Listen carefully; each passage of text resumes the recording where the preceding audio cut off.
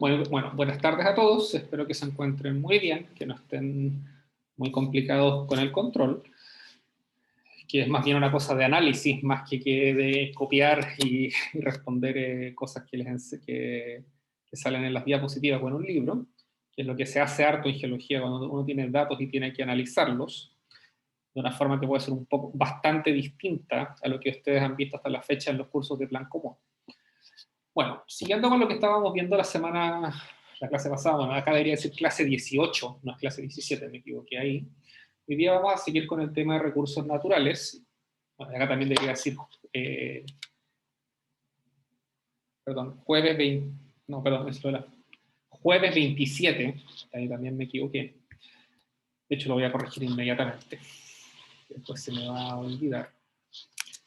Entonces, hoy día vamos a seguir con el tema de los recursos naturales y vamos a terminar de analizar lo que son los recursos de tipo minero, pero también vamos a empezar a hablar de otro tipo de recursos que son los recursos energéticos, que son increíblemente importantes y dentro de los cuales la geología también es responsable. Y en la foto lo que vemos es una planta geotermal, una planta que usa el calor del interior de la Tierra para producir energía eléctrica, y esta está localizada, la de la foto es la planta de Krafla, que es un volcán que queda en el interior de Islandia. Islandia es el país que, si no me equivoco, tiene la mayor producción de energía geotérmica per cápita en el mundo. Hay países que producen más, pero en Islandia para la cantidad de gente que vive, lo que producen es muchísimo.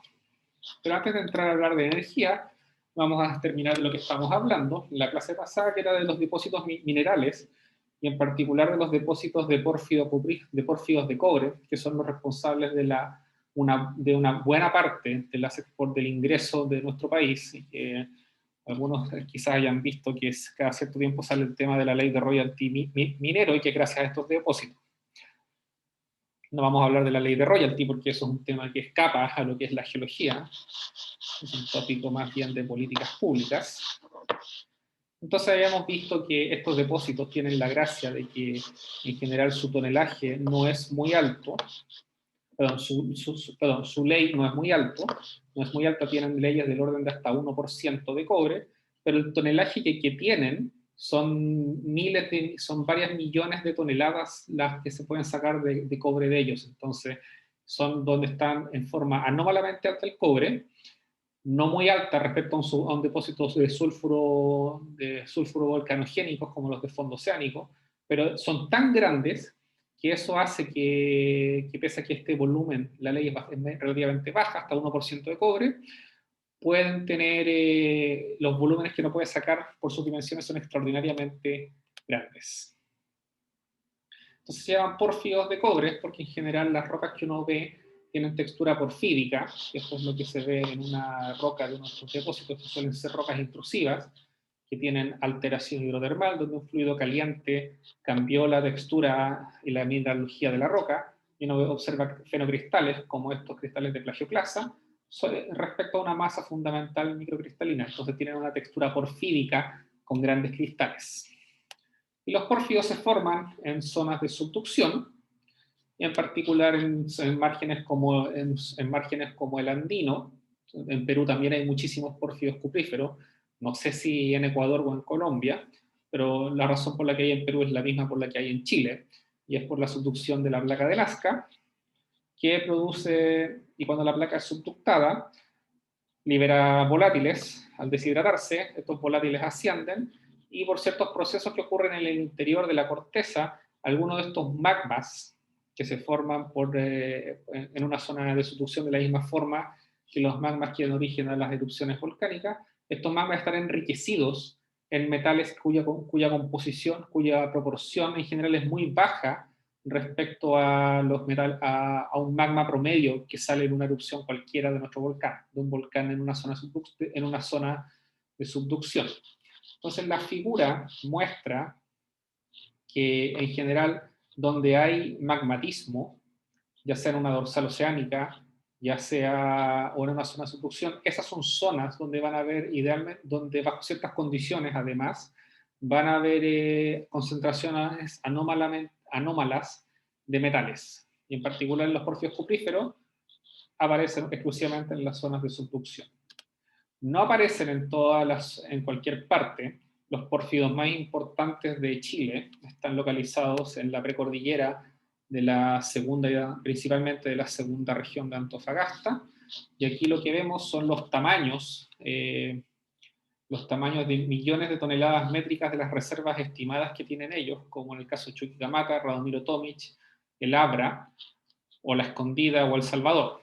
Y vemos que estos geográficamente se alinean a lo largo de una franja de dirección aproximadamente norte-sur, y eso no es una coincidencia, porque cuando ven las edades que tienen estos pórfidos, todos tienen edades que varían entre, bueno, excepto algunos casos específicos, pero el promedio de las edades varía entre 30 y 40 millones de años.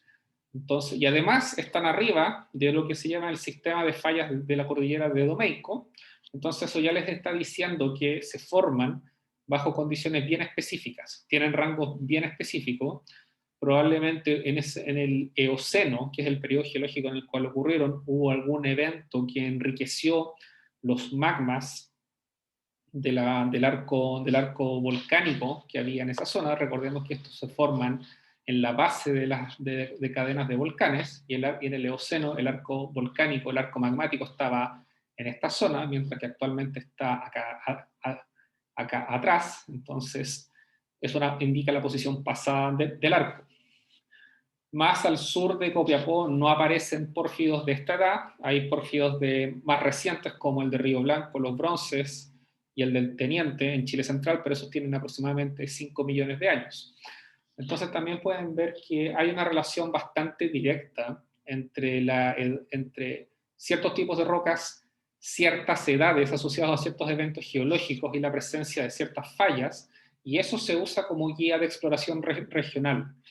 Entonces, muchos de los geólogos económicos también tienen una formación en geología regional, porque tienen que identificar ciertos tipos de rocas de rangos de edades bien relativos, si es que quieren identificar pórfidos cupríferos.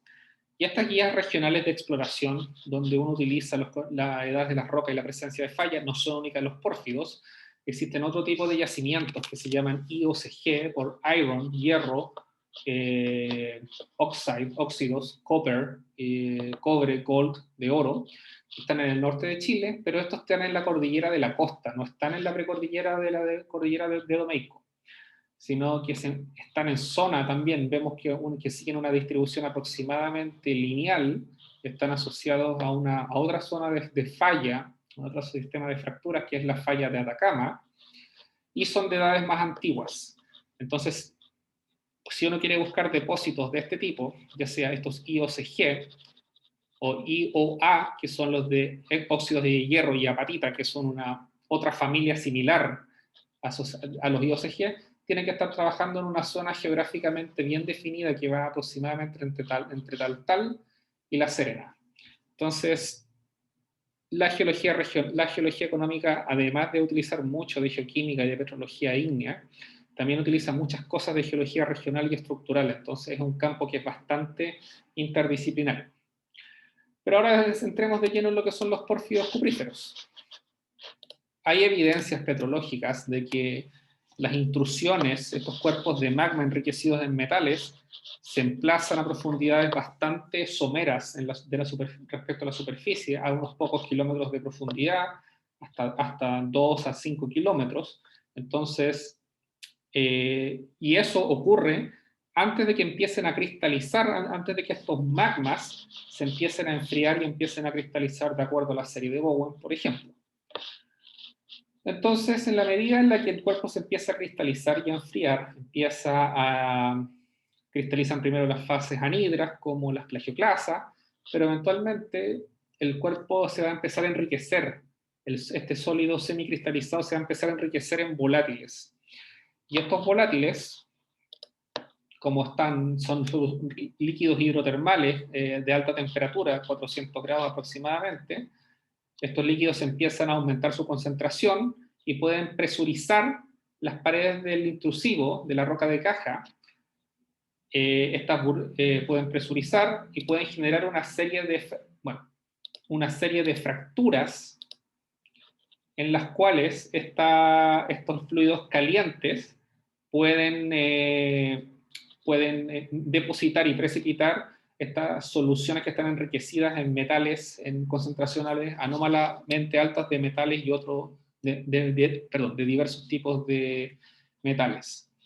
Los volátiles, o sea, como tienen volátiles, en la medida que el magma va ascendiendo también hay una pérdida de presión, y estos volátiles también se pueden exsolver y separar del magma. Entonces hay dos tipos de procesos que ocurren, que son tanto esta exsolución en la medida de vapor de agua, que es el gas principal de los magmas, en la medida que el magma va ascendiendo, pero también el hecho de que como los magmas cristalizan, también aumenta la proporción relativa de volátiles, y eso es lo que al final va a producir un fracturamiento por el cual son emplazados estos magmas, y acá da la profundidad relativa de emplazamiento. Entonces lo que se observa también es que hay zonas de alteración hidrotermal en toda la zona en la cual se propagan estas fracturas, y en esas zonas de alteración la mineralogía original de la roca de caja, que en general suelen ser intrusivos, ha cambiado, en el caso de Chile al menos suelen ser intrusivos, ha cambiado completamente respecto a rocas vecinas que no han estado sujetas a este proceso de alteración hidrotermal. Entonces, ¿cómo ocurre en estos procesos de... A ver, déjame ver si me fue algo... Ya.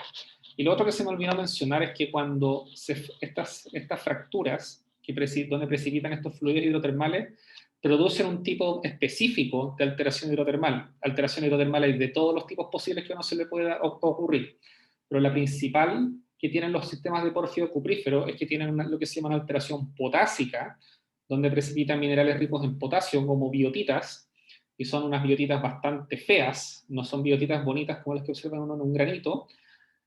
Y también tiene un tipo de alteración alteración silicia, lo que se llama alteración fílica, que producen la depositación de cristales más o menos amorfos de cuarzo. Entonces, esta alteración silicia y la alteración potásica son una característica fundamental de los pórfidos cupríferos, y eso se ve en los cursos de metalogénesis más adelante en la carrera. Entonces, ¿cómo identifica uno un pórfido de cobre? Los pórfidos de cobre han sido explotados por decenas de miles de años antes de que hubieran aviones, camionetas y todo tipo de sensores especializados para descubrirlo. Y el indicador que, por ejemplo, usaban los incas es esto. Cuando uno encuentra zonas con colores pardos rojizos, estas son zonas de alteración hidrotermal, y es lo que se llaman zonas lixiviadas. Y eso es porque estos fluidos hidrotermales, muchos de estos yacimientos, como tienen muchos minerales con azufre, una vez que el yacimiento está expuesto en la superficie, una vez que haya sido exhumado por procesos tectónicos, estos minerales con azufre pueden interactuar con el agua de la lluvia, por ejemplo, el agua que produce el invierno boliviano en el norte de Chile, y esta agua se transforma en un fluido con el azufre muy ácido, y eso produce una lixiviación y un cambio secundario en la formación en los minerales que se observan en la superficie. Entonces, un pórfido cuprífero, que estaba originalmente emplazado entre 2 y 5 kilómetros de profundidad, fue exhumado hacia la superficie por procesos tectónicos, y tienen en general una estructura donde uno tiene una cubierta lixiviada, que es lo que uno observa acá en esta foto, que son en colores rojizos, con minerales como cohetita, hematita, jarosita, y que son, uno tiene una zona de óxidos, que tiene muchos minerales oxidados, y que está por sobre el nivel freático, el nivel de las aguas subterráneas, pero además uno tiene una zona de enriquecimiento secundario, donde bajo el nivel freático, donde también tiene minerales como la calcosina y la cobalina, que son muy ricos en cobre. Y bajo eso, uno tiene la mineralización primaria por la precipitación de estos fluidos hidrotermales ricos en concentraciones anómalas de cobre. Entonces lo que sucede es que estas zonas de mineralización primaria son levantadas, son exhumadas hacia la superficie de la Tierra, una vez que entran en contacto con la lluvia o con procesos de mineralización, con la lluvia o con otras aguas o con otro tipo de aguas de la superficie. Estas aguas van al estar en contacto con los sulfuros, lixivian, interactúan, generan líquidos muy ricos en ácidos, entonces pueden literalmente recocer la roca de caja, la roca original que estaba, perdón, la roca del cuerpo mineralizado, y estos fluidos eventualmente van a migrar, van a transportar metales y van a precipitar en dos partes, sobre y bajo el nivel de las aguas subterráneas. Bajo el nivel de las aguas subterráneas es un ambiente pobre en oxígeno, entonces ahí se depositan otro tipo de sulfuros como la calcolina, la calcosina y la cobalina, y arriba de ellas se depositan los niveles de óxido, que son estas rocas verdosas que uno encuentra frecuentemente donde hay yacimientos de cobre. Y arriba hay una zona que está más bien de tipo lixiviada, que es en donde el proceso de oxidación, donde la interacción con el oxígeno de la atmósfera es más intensa, y al ser más intensa provoca que estas zonas tengan poco cobre, mientras que el cobre va a estar más bien en los depósitos de óxidos o de calcosina o de zonas de enriquecimiento secundario un poco más abajo de la superficie. Entonces, como pueden darse cuenta, hay una interacción gigantesca de diversos tipos de procesos de tipo químico que nos permiten generar estos yacimientos de cobre, estos yacimientos de cobre. Entonces, bueno, esta línea que está azul es el nivel freático que les mencionaba de las aguas subterráneas. Entonces, ¿cómo se ve esto en la cubierta lixiviada? Se ven zonas rojizas, amarillas, de colores, o sea, no son ricas en minerales de cobre, pero tienen colores bastante llamativos, y esto es lo que usaban los incas o los pueblos precolombinos para identificar estos yacimientos de cobre. Y el color indica, como son rojizas, que son zonas muy oxidadas y tienen minerales como goetita y hematita.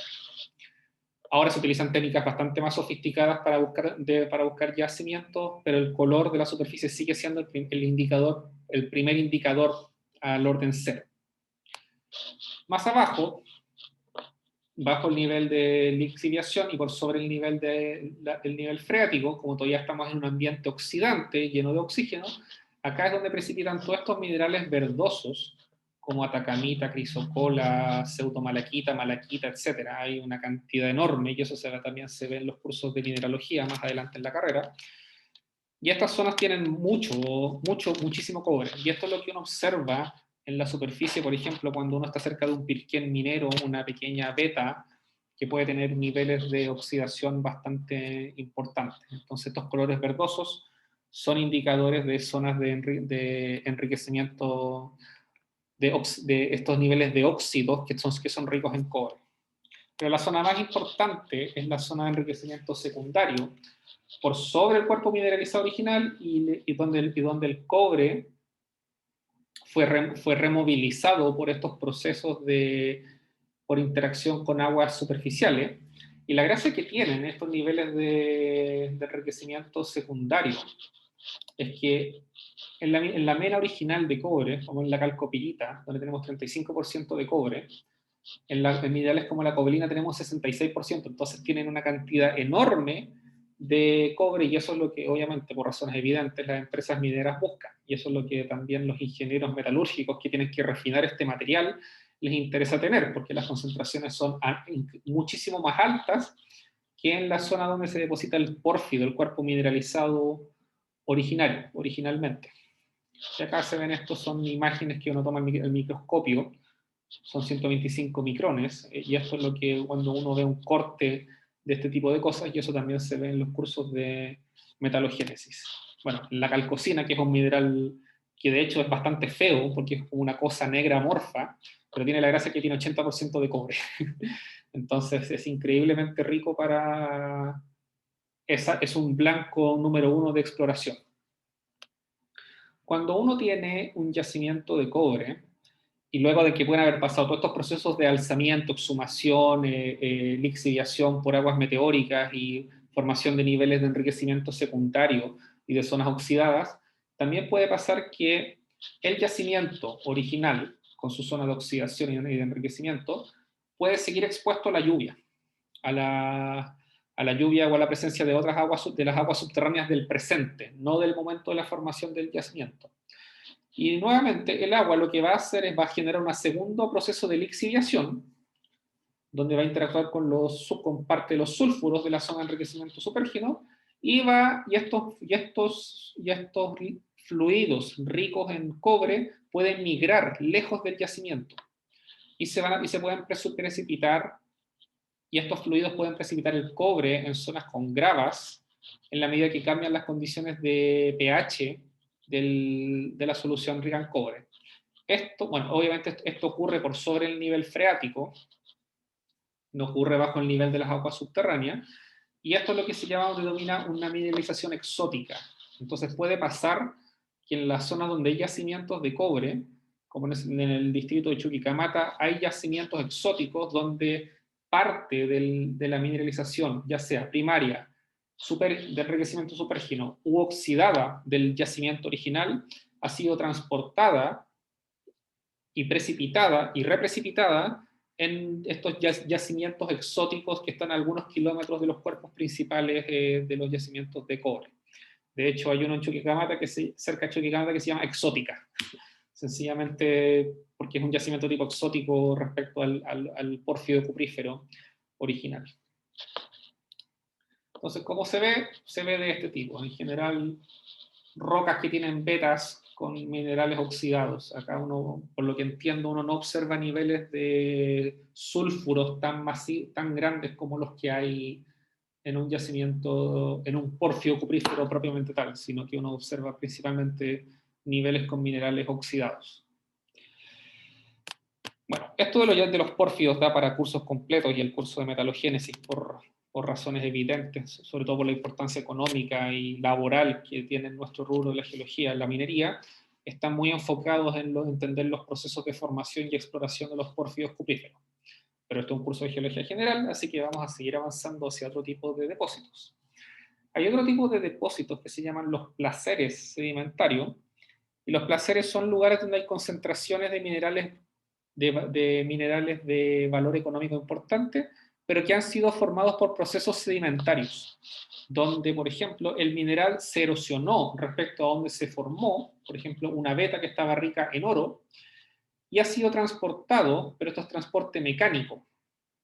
Acá no hay muchos procesos químicos, ha sido transportados hacia zonas como los ríos o como lagos. Entonces, cuando uno ve la caricatura, o sea, la imagen típica del pirquinero que está con una fuente filtrando agua de los fondos de un río, está buscando oro en un placer, que son donde estos materiales resistentes y de alta densidad han sido meteorizados y transportados a zonas con agua. Entonces, bueno, la figura de la derecha muestra un poco lo mismo, donde hay agua y que pasa por una zona de mineralización, el agua puede transportar estos metales que son resistentes a la erosión, a la precipitación química, no se disuelven, y puede ser enterrado en una capa de roca sedimentaria, donde el oro es uno de los ejemplos más clásicos de los placeres. Perdón, de este tipo de depósitos de placeres. En Chile no sé dónde hay, de hecho. Así que, pero en California, por ejemplo, donde habla siempre de la fiebre del oro, hace 150 años, ahí es una zona donde había muchos placeres de oro. Otro tipo de depósito son los depósitos de tipo evaporítico, y probablemente muchos de ustedes han visto los lugares donde se forman, porque se forman principalmente en los salares, como el salar de Atacama. Estos depósitos evaporíticos, como sugiere el nombre, se producen por la evaporación de agua en zonas ricas en sales. Entonces, las evaporitas son estos depósitos que se observan acá en la foto, en blanco, y se forman en ambientes áridos secos por evaporación de agua, y pueden ser muy ricos en sales de potasio, de sodio y bórax, que es como que es un borato de sodio, rico en boro, y el litio. Y los salares, como el salar de Atacama, tienen una gran cantidad de depósitos salinos que son de interés económico, incluyendo además carbonatos, sulfatos, cloruros, y otras cosas. Entonces, una de las gracias que tienen estos depósitos es que estas sales suelen ser porosas en profundidad, no sé, a 200 metros de profundidad. Y al ser porosas, estos poros pueden ser ocupados por fluidos, por líquidos. Y eso es lo que se llama una salmuera, un líquido rico en sales. Y esta salmuera se puede bombear y se puede precipitar, como muestra la figura acá, en una serie de piscinas, tras la cual, donde estas sales se evaporan para extraer distintos tipos de sales, ya sea sal común y corriente, cloruro de sodio, cloruro de potasio, que es una sal rica en, como dice el nombre, en potasio, boratos y otro tipo de cosas. Entonces, estas salmueras que son evaporadas producen toda una serie de sales, de las cuales algunas de las más importantes puede ser el potasio. Obviamente esto no es un proceso que sea muy ecológicamente eficiente, porque hay que evaporar agua en un desierto, pero eso ya es otra historia. La figura acá de la derecha lo que muestra es que los depósitos evaporíticos, como el Salar de Atacama, son la fuente, estas brines, continental brines, se refiere a las salmueras de los salares, son la principal fuente de litio al día de hoy en el mundo. Entonces, ahí quizás a alguno les suene el tema de la minera de Soquimich, que tiene los derechos de explotación de litio en el Salar de Atacama. Entonces, las evaporitas son increíblemente importantes desde un punto de vista económico. Otro tipo de productos que se sacan de los salares son los fertilizantes, como los fosfatos, sales ricas en potasio y en nitrato, y su uso, el uso en fertilizantes, está aumentando en forma directa producto del incremento en la población mundial. Así que la demanda de estos fertilizantes, que puede ser un producto menos conocido, o sea, es un producto que puede parecer menos espectacular que el litio para hacer baterías, porque esto se utiliza como fertilizante, pero producen una cantidad de ingreso económico gigantesca para las empresas que explotan las sales en los salares. Entonces, esta figura lo que muestra a la derecha es la población, es que la población que ha podido ser alimentada gracias bueno, la población mundial es alimentada gracias a una combinación de fertilizantes sintéticos y fertilizantes naturales como como el potasio y los fosfatos. Entonces, se requiere una producción muy alta de estos fertilizantes naturales para poder alimentar a la población mundial. Otro tipo de recursos que se obtienen en los salares del desierto de Atacama son los nitratos y los yodatos.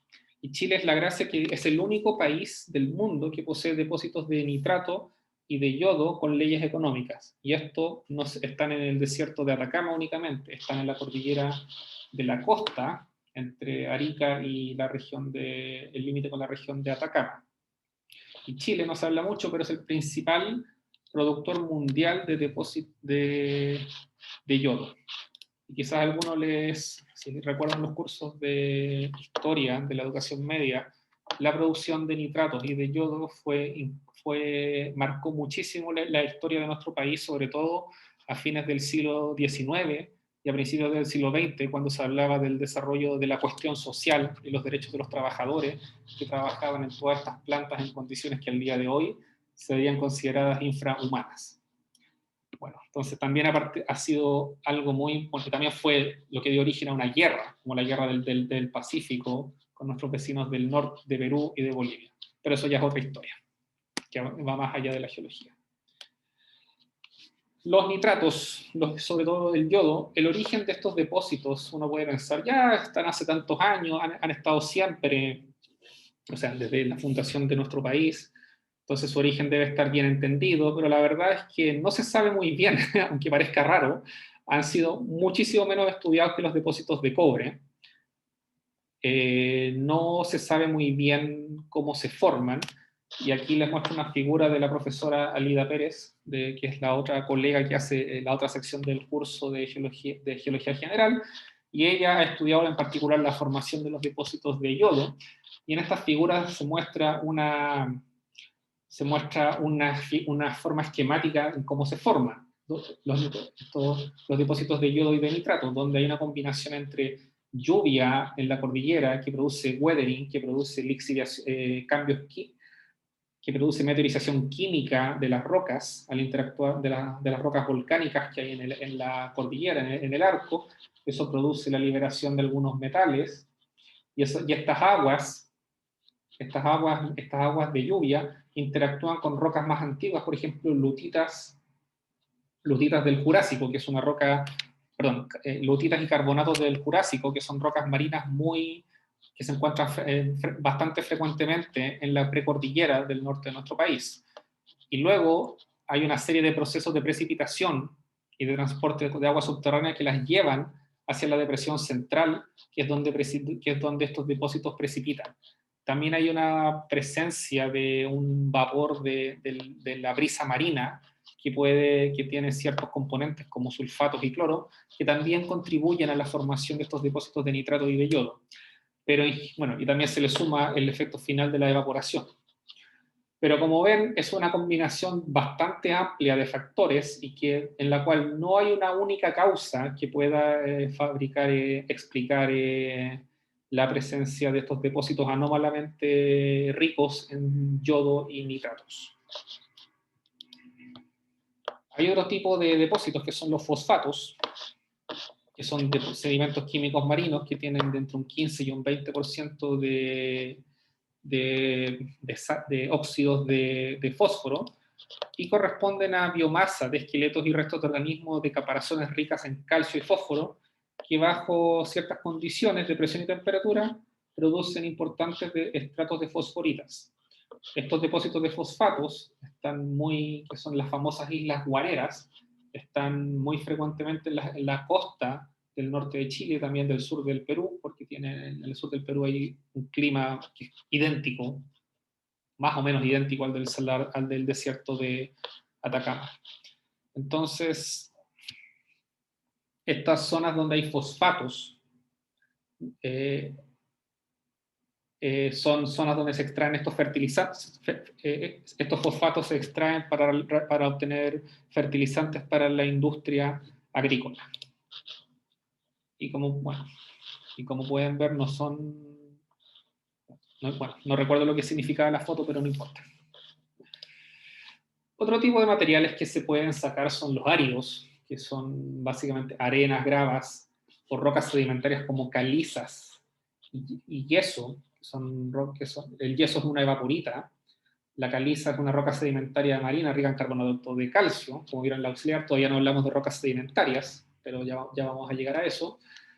Hay toda una serie de materiales de construcción que son más bien de tipo materiales finos, que se pueden sacar de una gran cantidad de distintos tipos de rocas de la superficie, incluso los granitos que hemos visto anteriormente se pueden utilizar, que la roca ígnea por definición, que es el granito, se puede utilizar como materiales de construcción y ornamentales. Incluso las ignimbritas, las rocas volcánicas, también se utilizan las rocas volcánicas de flujos piroclásticos se utilizan como materiales de construcción. Y un buen ejemplo es en la localidad de Toconao, donde se utiliza la ignimbrita, que le dicen la liparita, para la fabricación de muros de casas en la zona de Toconao y San Pedro de Atacama.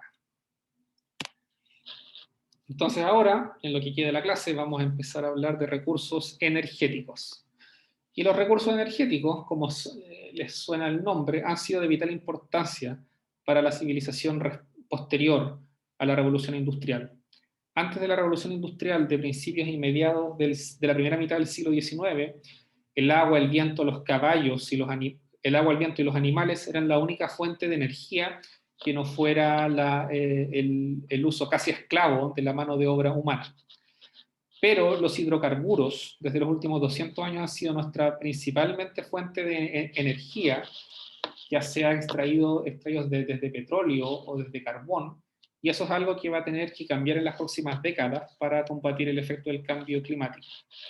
La gracia que tienen los hidrocarburos es que su densidad energética es muy alta, tienen el valor energético en joules es increíblemente alto para una cantidad respecto a la misma cantidad de masa de otros materiales, y que en general se pueden transportar y almacenar en forma más simple que otro tipo de recursos energéticos. Los recursos energéticos principales son en combustibles fósiles, estamos hablando de gas y petróleo, y suelen encontrarse en el mismo ambiente geológico, en zonas donde hay rocas sedimentarias, marinas principalmente, con mucha materia orgánica. Lutita. La lutita es la roca sedimentaria favorita de donde se forman los yacimientos de gas y petróleo. Y en Chile debido a que tenemos grandes volúmenes de rocas ígneas, rocas volcánicas intrusivos. Como les he dicho varias veces, si uno tuviera que pintar el mapa geológico de Chile de un solo color, serían intrusivos por la gran cantidad de ellos que hay, o de rocas volcánicas. Casi no hay zonas donde hayan gas y petróleo.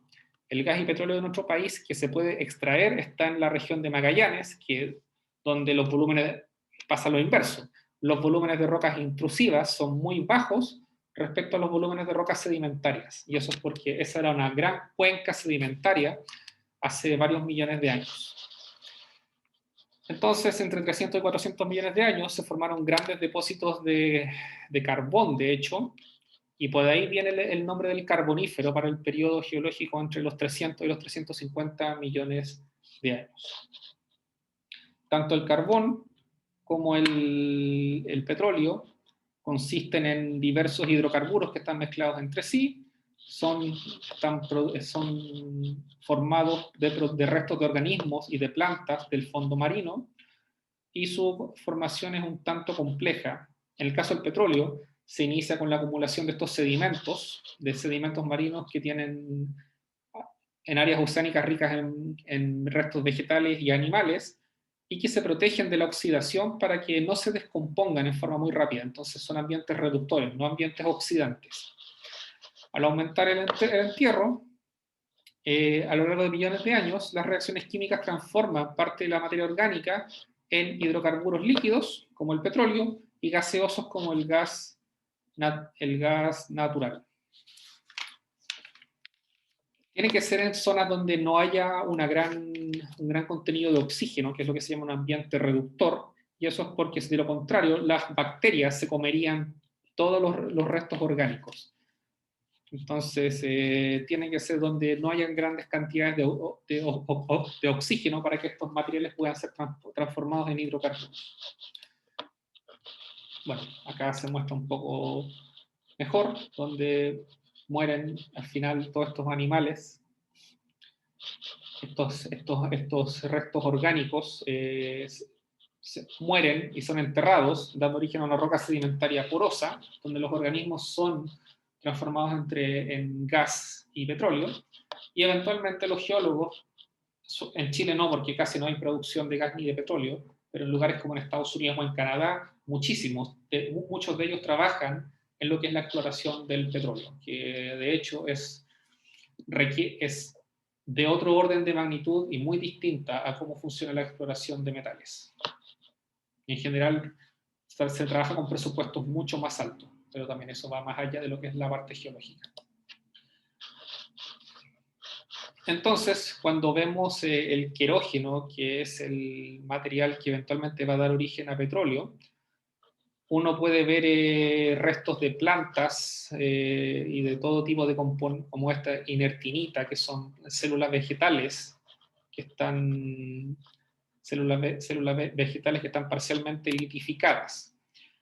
Entonces, este material, que se llama querógeno, eventualmente, a medida que aumente la temperatura y la presión, va a ser transformado en petróleo. Va a ser transformado en petróleo y en gas natural. Y cuánto depende, y eso es lo que se muestra en esta figura, donde vemos que la profundidad de enterramiento, que es proporcional a la presión, mientras más profundo, más alta la presión, y la temperatura, vemos en general una relación casi lineal entre el aumento de la profundidad y la temperatura. Vemos que dependiendo de la profundidad de enterramiento podemos obtener hidrocarburos de diverso tipo, como petróleo, si la temperatura es de 80 grados y profundidad de 3 kilómetros, o gas, si llegamos a los 6 kilómetros y temperaturas de 160 grados. La geología estructural es la reina, es la disciplina reina que se utiliza en la exploración de petróleo, y esto es porque los núcleos de los anticlinales, de los pliegues, suelen ser buenas trampas para la formación de hidrocarburos, ya sea gas y petróleo. Entonces, por ejemplo, en el noroeste en el este de Bolivia, donde están las sierras subandinas, si recuerdan la clase de orogénesis, donde veíamos estos cordones montañosos que se forman por la propagación de fallas inversas hacia la zona de Brasil, estos núcleos de anticlinales suelen ser muy ricos en yacimientos en gas y petróleo. Y en Argentina pasa un poco lo mismo, donde hay todas estas zonas de fajas plegadas y corridas, son zonas donde se realiza mucha exploración de petróleo. Entonces, también hay otras zonas, no necesariamente hay que tener un anticlinal, pero un anticlinal es una buena trampa petrolera. A veces a veces uno encuentra estratos, que son los que son ricos en petróleo y en gas, como muestra esta figura, sin la presencia de un anticlinal. O a veces uno necesita, o a veces los diversos procesos de fallamiento, que pueden ser bastante complejos entre sí, como esta trampa de gas y petróleo que está en el bloque de una falla. Como no vemos bien la edad relativa de las rocas, no sabemos si es una falla inversa o una falla normal, pero las fallas nos permiten encontrar estas trampas nos permiten localizar e identificar dónde están estas trampas de hidrocarburos. Y este es otro ejemplo donde además hay otro tipo de elementos geológicos como son los domos de sal, que no es más que un volumen macizo de sal, y cuya intrusión, tal cual como si fuera una roca ígnea que intruye, nos permiten determinar dónde hay gas y petróleo. Bueno, permite generar condiciones para el almacenamiento de gas y petróleo. Esto es lo que se observa en lugares petroleros como en Venezuela, que tiene una de las reservas de petróleo más grandes del mundo, o en el Golfo de México, en la costa entre México y Estados Unidos. ¿Dónde tenemos petróleo? Esta figura nos muestra eso. Venezuela, grandes cuencas sedimentarias. En Irak, en Irán, bueno, el otro país que tiene mucho es Arabia Saudita, y en Kuwait, entonces que es Emiratos Árabes Unidos. Básicamente los países del Golfo Pérsico y Venezuela. Entonces estamos hablando de grandes cuencas sedimentarias donde la materia orgánica pudo ser enterrada rápidamente en condiciones no oxidantes, en condiciones reductoras para que no fuera consumida por bacterias. Y la producción en general es dominada por unos pocos países en el mundo, de los cuales Venezuela tiene una de las reservas más grandes del mundo. Hay otro tipo de hidrocarburos bueno, no diría que otro tipo, pero parte del gas natural que uno puede extraer, se puede extraer desde lo que se denomina el gas de esquisto, o más bien shale. Bueno, creo que es una mala traducción porque esquisto es schist, y shale, que es el término en inglés, es lutita, es más bien gas de lutita, pero a veces se traduce como gas de esquisto al castellano, pero al final tienen que recordar que viene de lutitas, de rocas sedimentarias, no de rocas metamórficas, y este gas se puede extraer mediante una técnica que se llama fracking, que es el uso de fluidos para perforar, para disminuir las condiciones para fracturar la roca, y al fracturar la roca uno genera una red de fracturas permeables por las cuales este gas puede fluir y puede ser extraído hacia la superficie. Entonces, ¿cómo funciona el fracking? Que es la fracturación hidráulica. Está basado en el concepto de fracturamiento hidráulico, mecánico, donde si siguen la carrera, en el curso de Geología Estructural van a ver esto que está acá, que se llaman los círculos de Moore, que son representaciones gráficas de los estados de esfuerzo en la corteza. Y lo único que tienen que, en este momento, lo que importa es que si yo tengo un estado de esfuerzo que representa la presión a la cual está localizado una roca, una lutita, donde acá esto es el esfuerzo normal y esto es el esfuerzo de cisalle sobre un plano de falla. Este círculo de Moore representa un estado de esfuerzos, y cuando uno aumenta los fluidos que uno introduce en la roca, ya sea por esta fracturación hidráulica, uno baja la presión confinante y el círculo de Moore, que representa el estado de esfuerzo de la roca, es desplazado hacia la izquierda porque bajan la magnitud de los esfuerzos principales. Y al bajar, uno toca esta línea negra, que se llama la envolvente de ruptura, y se produce una fractura. Entonces, la presión de fluidos tiende a disminuir la magnitud de los esfuerzos principales. Entonces, ¿qué es lo que se hace? Sencillamente se inyectan a presión millones de litros de una mezcla de agua, arena y químicos en una tubería, hasta 4 o 5 kilómetros de profundidad, y estos líquidos van a disminuir la presión, o sea, aumentan la presión, obviamente, pero la magnitud de los esfuerzos normales sobre la roca disminuye. Y estos son resultados más bien de tipo empírico. Y al disminuir, quiere decir que el medio puede ser fracturado. Perdón, me equivoqué. Aumenta la presión por la inyección de estos fluidos, y al aumentar, uno genera fracturas. Y estas fracturas hacen que el gas pueda escapar, y esto requiere otro tipo de perforación para extraer este gas. En los lugares donde se realiza esto, que es principalmente en el noreste de Estados Unidos, donde está el cinturón plegado y fallado de los Apalaches, muy similar en su morfología a las sierras subandinas de Bolivia, también mucha lutita, suele ser un poco controversial el fracking porque se piensa que puede producir grandes contaminación de aguas subterráneas. Y no tengo la información suficiente para decir si eso es correcto o no. Bueno, el carbón también es otro hidrocarburo, se forma de la misma forma que el petróleo, por enterramiento de materia orgánica, principalmente en ambientes pantanosos, porque en ellos no hay mucho oxígeno. Recordemos que si hubiera mucho oxígeno, las bacterias se comen toda la materia orgánica y no podría ser enterrada ni litificada. Y con el aumento del tiempo, presión y calor, únicamente por el enterramiento, tenemos la formación de nuestro carbón. Chile, como vemos acá, casi no tiene grandes reservas de carbón. Obviamente en Lota, muchos de ustedes saben que hay, pero eso no es una cosa que sea de gran volumen, al menos respecto a lo que hay en lugares como la cuenca sedimentaria de Magallanes, compartida entre Chile y Argentina, o en lugares del centro y este de Estados Unidos, o en lo que es el interior de Rusia. Entonces en Chile no tenemos grandes volúmenes de hidrocarburos.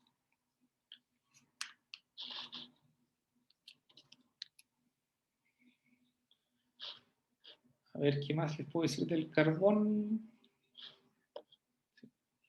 No mucho más. Otro recurso importante es el uranio que se usa para la energía nuclear. El uranio por sí solo no puede realizar fisión nuclear, sino que uno tiene que reprocesar el material que uno saca, el uranio que uno saca de rocas. Si se fijan, las rocas que tienen depósitos con uranio están en diversos tipos de ambientes tectónicos, pero no están a priori asociadas a ambientes de subducción. No estoy muy familiarizado con la geología que les da origen, pero vemos que no son zonas de subducción a diferencia de los porfirios cupríferos. Son otro tipo de ambientes donde uno tiene uranio. Y el uranio debe ser reprocesado, ya que por sí solo la mena de uranio tiene muy poco contenido de uranio que pueda ser fisible y producir energía mediante fisión nuclear.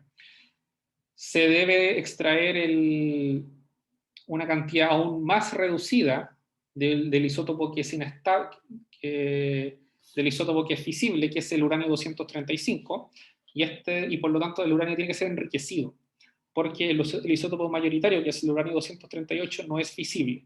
Y esto lo pueden realizar pocos países en el mundo, y como pueden ver es básicamente Estados Unidos, algunos países de Europa Occidental como Francia y Alemania, y Rusia y la ex Unión Soviética. La energía nuclear, el uranio lo utilizamos para generar electricidad, y hay países como Francia, donde 3/4 partes de su producción eléctrica dependen de uranio. Y en el caso de dónde obtiene Francia el uranio, bueno, hay una sola mina de uranio, según esta figura, pero lo obtienen de países de África, como del Níger. No lo obtienen directamente de ellos. En el caso de Estados Unidos, yo creo que sí lo sacan de ahí mismo, porque hay bastantes depósitos de uranio. Pero uno de los recursos que está más de moda para la parte de producción de energía son los recursos de tipo geotermal, y algunos de ustedes quizás conozcan, el campo de géiseres del Tatio, donde acá se muestra una foto de lo que es un géiser, y donde este depósito es de una roca, es de sinter, que es un fluido que precipita sílice, una especie de sílice amorfo hidrotermal. Entonces, ¿cómo funciona un sistema geotermal? Lo que necesitamos es sí o sí una fuente de calor que puede estar asociada, que en general está asociada a un intrusivo, a un cuerpo caliente, algunos kilómetros al interior de la Tierra. En general, cerca de volcanes necesitamos agua, agua que penetre al interior de la Tierra, por ejemplo, por sistemas de fracturas como esta falla, y que llegue a los niveles freáticos, que es donde está el agua en el interior de es la capa. El nivel freático es la profundidad donde está el agua dentro de un medio poroso. No es que haya un río de agua, sino que lo que hay es una capa muy porosa, como por ejemplo capas de rocas volcánicas, y en esos poros hay agua. Y esta agua va a tener que ser calentada por una fuente de calor que puede o no estar asociada a un volcán, y al calentarse esta agua se vaporiza y se utiliza para mover turbinas, las que generan energía eléctrica. Y esta agua después es posteriormente inyectada de vuelta y es vuelta a calentar gracias al calor de la fuente profunda de electricidad, perdón, de la fuente profunda de calor. Es barata y limpia, pero el primer problema es que no puede ser transportada a grandes distancias. Y los pozos de producción en general están a profundidades de entre 500 y 400 y 4 kilómetros de profundidad. El agua a veces se suele estar a temperaturas mayores a 230 y es lo que se llama un fluido supercrítico, que es una mezcla de vapor y agua, y puede estar ya a 230, la temperatura es más alta que el punto de ebullición del agua, pero recordemos que estamos a alta presión, entonces todavía tienes una fase líquida. Un indicador bueno de donde hay sistemas geotermales es donde hay geysers. En los geysers del Tatio se realizó exploración con el objetivo de evaluar si valía la pena realizar extracción geotermal entre los años 60 y los años 80, pero el día de hoy es solo una atracción turística, ya que no está, creo que está prohibido que se pueda explotar para la producción de energía eléctrica. Entonces, Profe, ¿sí? al inyectarles agua, ¿pueden ser, por ejemplo, más ricos en algún elemento esos fluidos? Ah, esa es una buena pregunta. Sí, de hecho lo que pasa de hecho es que cuando tú sacas el agua cuando tú sacas el agua, esas son aguas que tienen sales y tienen diversos compuestos químicos. Entonces, cuando bajas la presión y los depresurizas, esas sales precipitan. Y esas sales al precipitar te pueden tapar las cañerías con diversos minerales hidrotermales. Ahora, si uno vuelve a inyectar el agua, no te sabría decir si vuelven a enriquecerse con estas sales, porque tú ya las sacaste, las sales están precipitando en las cañerías o al despresurizarse. Yo tendería a pensar de que puede haber un cierto enriquecimiento en sales en la medida en que uno saque agua, porque pese a que uno saca agua y después la vuelve a inyectar, el balance de agua en un sistema geotermal es negativo, o sea, estás perdiendo agua. Y al perder agua lo que se produce es que la superficie donde está la planta se empieza a hundir, porque al sacar agua estás perdiendo masa y estás perdiendo sustentación, entonces el reservorio se empieza a compactar. Pero la pregunta más exacta, que me hiciste, yo tendría a pensar que sí hay un cierto enriquecimiento porque estás disminuyendo el contenido de vapor de agua, perdón, de fluidos que hay dentro de esto, dentro del reservorio. Pero no manejo la información exacta para darte una respuesta así a ciencia cierta. Entonces, en el Departamento de Geología hay un centro de investigación en geotermia y les puedo dejar este video que nos muestra en forma bastante esquemática cómo se forman los sistemas geotermales. Bueno, dura 2 minutos y nos estamos quedando sin tiempo para terminar la clase, así que les dejo el links para que lo vean después de que termine la clase. Hay dos tipos de sistemas iría de sistemas geotermales. Son aquellos donde obviamente necesitas una fuente de calor, donde la fuente de calor es muy profunda y es un intrusivo que tiene una temperatura anómalamente alta, por ejemplo, cercano a un volcán. Y el ejemplo de la planta de Krafla que les mostré en la primera diapositiva, esa planta está arriba de un volcán activo, un volcán que hizo erupción hace 45 años, entonces hay una fuente de calor muy alta, pero pueden haber otros sistemas donde no necesariamente tienes una fuente de alto calor, sino que el gradiente geotermal es naturalmente alto. Entonces, en vez de aumentar a 30 grados por kilómetro, pues, supongamos que aumenta 70 grados por kilómetro, por decir algo, por kilómetro de profundidad, pero sin que tengas una fuente de calor como un intrusivo en la zona donde está el sistema geotermal. En Chile hay, no solo en Chile, sino que en Sudamérica hay una única planta geotermal, no hay más, lo que parece un poco raro, pero así es. Y esta planta está en Chile, es la planta de Cerro Pabellón, que tiene una producción de 48 megawatts, que se ubica cerca al interior del volcán San Pedro, en la cordillera de Calama, y creo que está como a 10 o 15 kilómetros de la frontera con Bolivia. Entonces esta figura nos muestra en forma esquemática que donde tenemos que el agua y el vapor a alta presión ingresan por un tubo, se despresuriza, eso genera vapor que mueve turbinas, eso genera electricidad y después este vapor, al enfriarse y despresurizarse, vuelve a su estado líquido y regresa al depósito. El problema principal que tiene en el caso de Chile, en la producción de energía por geotermia, es que los reservorios que se han identificado están tan lejos de zonas urbanas, esto queda en la mitad de la nada, que los costos de producción son increíblemente altos, porque además hay que hacer una línea de transmisión para poder llevar la electricidad a las zonas que tienen alta demanda. Y yo, por lo que entiendo, sin ser especialista en estos temas, es que al menos donde han habido prospectos geotermales en el sur de Chile, los costos de hacer una línea de transmisión han sido increíblemente altos y eso ha hecho que no se haya desarrollado mucho la energía geotérmica en nuestro país, pese al enorme potencial que tenemos por la gran cantidad de volcanes que hay. Bueno, aquí les dejo otro video, si quieren ver un poco más en detalle, también del CEGA, del Centro de Excelencia en Geotermia Andina, y que nos muestra cómo funciona una planta geotermal. Pero como no estamos quedando sin tiempo, lo vamos a saltar. Entonces, ¿cuáles son los países que producen mayor cantidad de energía geotermal? Estados Unidos, Filipinas, México. México tiene una de las mayores plantas geotermales del hemisferio, perdón, de América.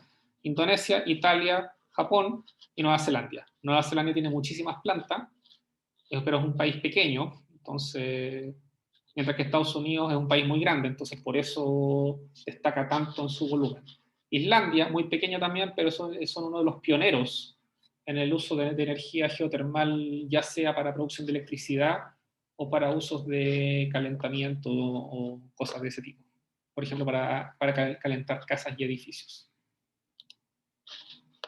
Entonces esta tabla, bueno, nos muestra la comparación entre el porcentaje de producción de electricidad de electricidad, de combustión de electricidad para recursos no renovables, carbón, gas, energía nuclear, petróleo, y de energía renovable, donde tenemos hidroeléctrica y geotermal. Y vemos que la producción de energía geotermal respecto a las otras energías del mundo es muy, muy pequeña. Todavía no está ni cerca de competir con la energía hidroeléctrica. Pero en fin, uno esperaría que con el paso de las décadas aumente el consumo de energía geotermal. Hay otro tipo de sistemas de energía geotermal que son los sistemas de baja entalpía, que son zonas en las cuales el agua, hay un alto gradiente termal y uno puede inyectar agua y esa agua puede salir caliente a la superficie. Y eso se puede utilizar, por ejemplo, para tener invernaderos geotérmicos o calefaccionar casas, que es algo en lo que ha estado metido el SEGA de nuestro departamento, o también uno puede tener invernaderos industriales como este que se muestra en Nueva Zelanda. Esta imagen, que es de unos baños termales que están al lado de una planta geotermal en Islandia, no es un ejemplo propiamente tal de energía de baja entalpía, porque aquí hay una fuente de calor profunda muy alta, donde el vapor de agua, donde el agua sale va en estado, donde estas fumarolas son naturales debido a la gran temperatura del reservorio. Pero la aplicación de usar el agua como una atracción turística es como una aplicación de baja entalpía. Pero bueno, en fin. Y acá hay otro video del SEGA que pueden ver. Bueno, con eso termino la clase del día de hoy. Si es que tienen preguntas, por favor, es el momento de realizarlas todas. Profe, me quedó una ¿Sí? pregunta con el petróleo, con respecto ¿Sí? a la extracción. ¿Sí?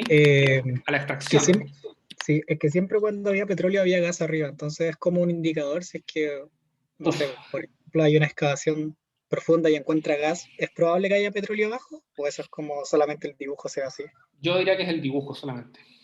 Sí, yo diría que es el dibujo porque, a ver, yo una vez estuve en el este de Estados Unidos en distritos donde hay gas natural, donde hay incendios en profundidad por gas natural, porque porque una perforación, porque una explotación de gas se generó un chispazo y el reservorio se empezó a quemar entero, pero ahí no hay evidencia de que haya petróleo.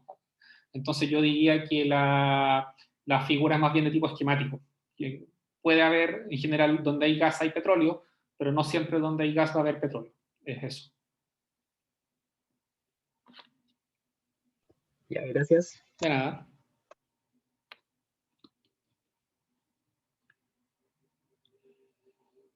Profe, a mí ¿Sí? me quedó una duda con los sistemas de producción en la energía geotérmica. ¿Ya? En A ver, el que está al lado izquierdo. ¿Este? No, la anterior. Ah, esto, ya. Esa. Sí, Los la sistemas que está al lado geotermales. Ya. ¿Sí? En esa no la entendí bien cómo funcionaba.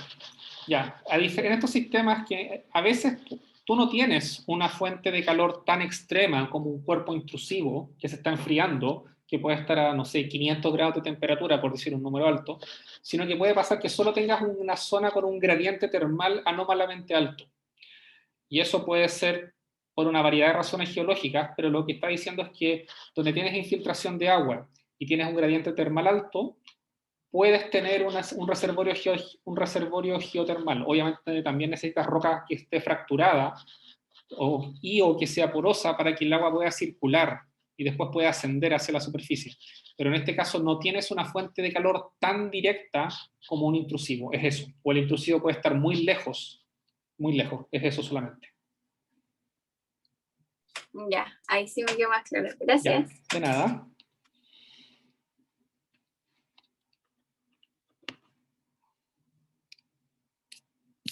¿Más consultas, preguntas?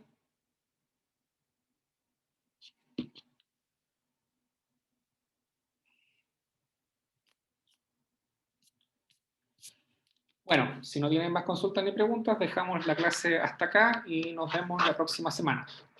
Que tengan un buen fin de semana y unas buenas tardes. Nos vemos, hasta luego. Chao, profe. Gracias. Chao, profe, muchas gracias, cuídese. Hasta luego.